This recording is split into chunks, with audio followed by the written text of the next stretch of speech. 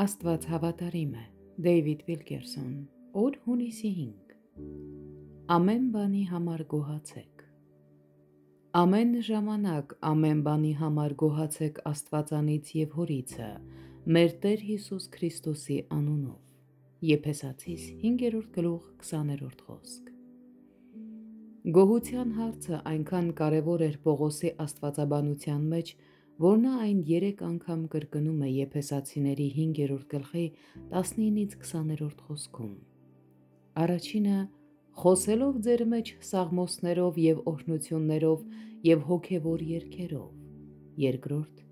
երգեցեք և սաղմոսեցեք ձեր սրտերումը Տիրոջը։ Եվ երրորդ՝ ամեն ժամանակ ամեն բանի համար գոհացեք Աստվածանից և Հորիցը, մեր Տեր Հիսուս Քրիստոսի անունով։ Մենք այնքան ծանրաբեռնված ենք խնդիրներով ու դժվարություններով, որ առանց հավատքի չենք կարող գոհանալ ինչպես որ հարկն է։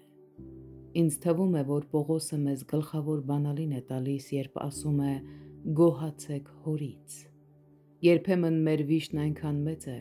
որ մենք չենք ուզում անգամ գոհանալ։ Սիրտը գոռում է. «Տեր, դու սպասում ես, որ ես երգեմ և մեղեդիներ ստեղծեմ, երբ այդքան ցավ եմ զգում։ Ես հազիվ եմ կարողանում գլուխս բարձրացնել, ինչպես կարող եմ գովաբանել և երկրպագել»։ Մեր Տերն ասում է. «Միշտ շնորհակալ եղեք»։ Այս կարևոր պատվիրանին արձագանքելը միշտ չէ, որ հեշտ է։ Աստված խիստ չէ մեզ հետ, երբ մենք տառապում ենք։ Վերջիվերջո մենք նրա զավակներն ենք, բայց այս խոսքերը տրված են, որպեսզի մենք կարողանանք մխիթարություն գտնել նման պահերին։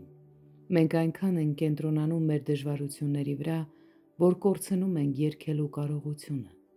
Մենք կլանվում ենք միայն մեզ համար, մեր կարիքների և ընտանիքների համար աղոթքների մեջ և չենք բարձրացնում մեր աչքերը ուրիշների տառապանքը տեսնելու համար։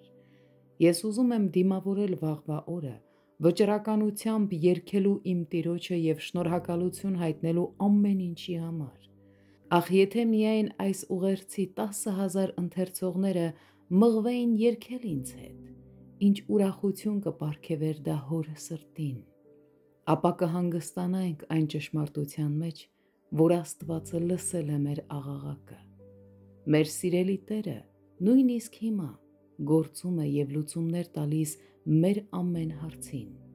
Ուստի մենք երբեք չպետք է դադարենք սիրո երգեր երգել մեր սիրելի Հորը, որ երկնքում է։